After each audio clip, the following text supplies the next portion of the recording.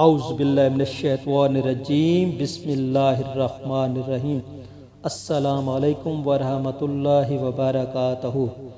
آپ کے اپنے یوٹیوب چینل میں ایک نئی ویڈیو لے کر آپ کی خدمت میں حاضر ہیں۔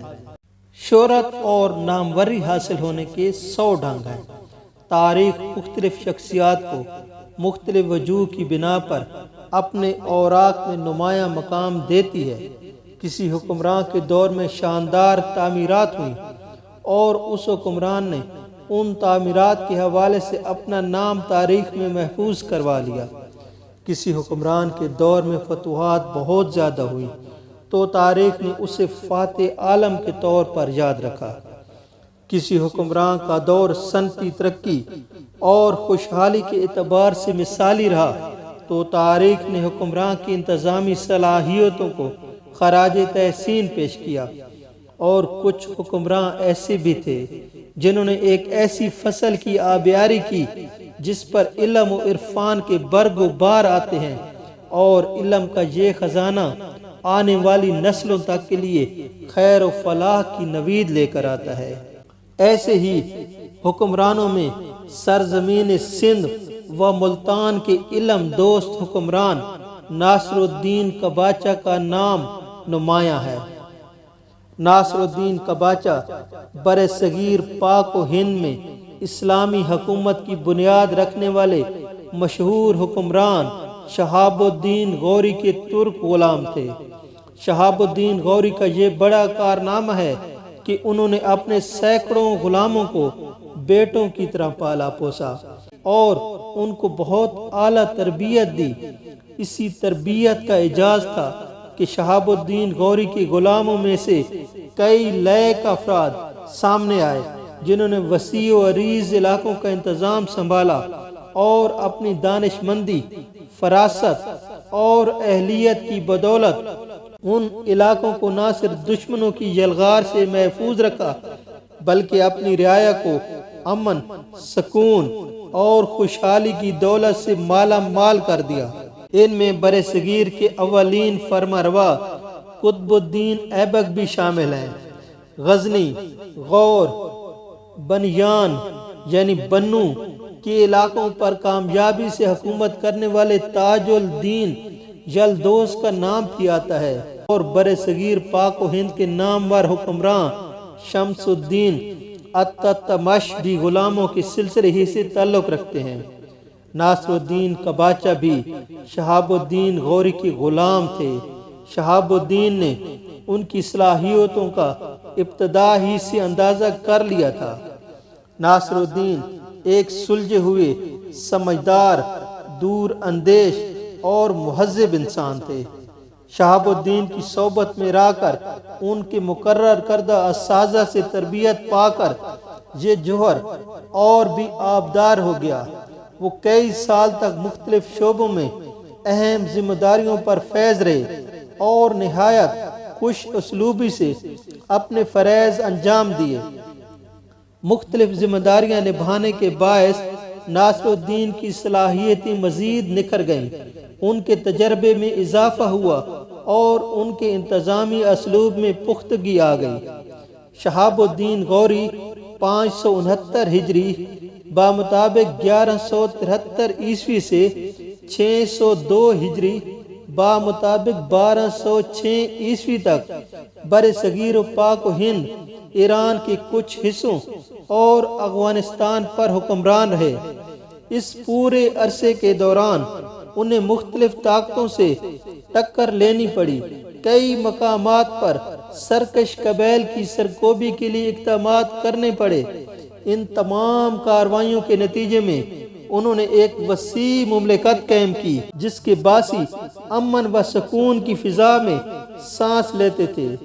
شہاب الدین غوری نے تاج الدین یلدوز کو غور اور غزنی کا انتظام سونپا۔ اپنے لائق غلام قطب الدین ایبک کو برصغیر میں شمالی ہندوستان کا حاکم بنایا۔ بعد میں قطب الدین ایبک پورے برصغیر پاک و ہند کے حکمران بنے اور اچ و سندھ کا انتظام ناصر الدین قباچہ کے حوالے کیا۔ ناصر الدین قباچہ سے قبل اچ اور ملتان کے علاقے کی ذمہ داری ناصر الدین ایتم کے پاس تھی۔ اس دوران شہاب الدین غوری کو قرہ خطائیوں، ترکستان کی ایک غیر مسلم قوم اور ترکستان کے حکمرانوں سے جنگ لڑنا پڑی۔ اس جنگ میں ناصر الدین ایتم نے بڑی بہادری اور بے خوفی کا ثبوت دیا اور شہاب الدین غوری کی حفاظت کے لیے سینہ سپر رہے۔ خطائی ان کی اس دلیری سے بہت جھنجھلائے ہوئے تھے۔ موقع پا کر انہوں نے ناصر الدین ایتم کو شہید کر دیا۔ ان کی شہادت کے بعد شہاب الدین غوری نے اچ کا علاقہ اپنے قابل غلام ناصر الدین قباچہ کے سپرد کر دیا۔ اچ کا تلفظ اوچ، اوچ، اوچا کئی طرح سے کیا جاتا ہے۔ دائرہ معارف اسلامیہ نے تمام تلفظ درج کرنے کے بعد اچ کو ترجیح دی ہے۔ یہ لفظ سنسکرت کے لفظ اونچا سے ماخوذ ہے، جس کے معنی اونچا بلند کے ہیں۔ یہ ایک عہد میں بہت بڑا شہر تھا جو پاکستان کے موجودہ بہاولپور ڈویژن کی حدود میں واقع تھا۔ اس علاقے میں اچ نام کا ایک چھوٹا سا شہر آج بھی موجود ہے۔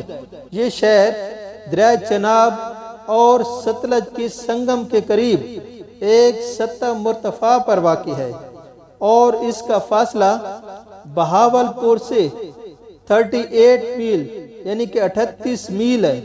ناصر الدین قباچہ نے اچ کو بہت ترقی دی، یہاں ایک مضبوط قلعہ بھی تعمیر کیا۔ قطب الدین ایبک سے ناصر الدین قباچہ کے بہت اچھے تعلقات تھے۔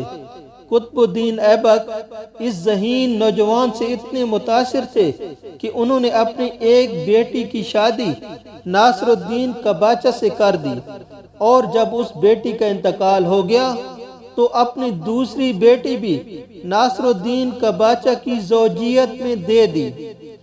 بڑی بیٹی سے ایک بیٹا ہوا جس کا نام علاء الدین مسعود بیرام شاہ رکھا گیا۔ ناصر الدین قباچہ اپنے خسر قطب الدین ایبک کا بہت احترام کرتے تھے۔ انہوں نے قطب الدین ایبک کی بالادستی ہمیشہ تسلیم کی اور تمام امور میں ان کی اطاعت کرتے رہے۔ وہ اپنے خسر سے ملنے کے لیے اکثر اچ سے دہلی جایا کرتے تھے۔ 607 ہجری بمطابق 1210 عیسوی میں قطب الدین ایبک کا انتقال ہو گیا۔ ان کے انتقال کے بعد شمس الدین التتمش یا شمس الدین التمش نے برصغیر کی اسلامی مملکت کی عنان اقتدار سنبھالی۔ التمش بھی قطب الدین ایبک کے داماد تھے اور اس لحاظ سے ناصر الدین قباچہ کے قرابت دار تھے۔ قطب الدین ایبک کی وفات کے بعد ناصر الدین قباچہ نے مناسب سمجھا کہ اپنی خود مختار حکومت بنائیں اور اسے وسعت دیں، چنانچہ انہوں نے ملتان پر تسلط قائم کر لیا اور سیوستان اور دیول کو بھی اپنی حکومت میں شامل کر لیا۔ سیوستان سے مراد سیون کا علاقہ ہے اور دیول سے مراد دیبل کا مشہور سیلی علاقہ ہے۔ گویا کہ پورا سندھ ان کے زیر نگین آ گیا تھا۔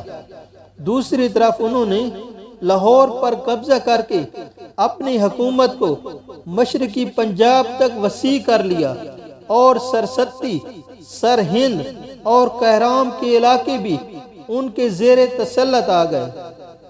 لیکن تاج الدین جلدوز اور پھر التمش نے یہ کوششیں ناکام بنا دیں۔ بہرحال سندھ اور ملتان کے علاقوں پر ناصر الدین قباچہ کی حکومت اس کے بعد بھی 18 برس تک قائم رہی۔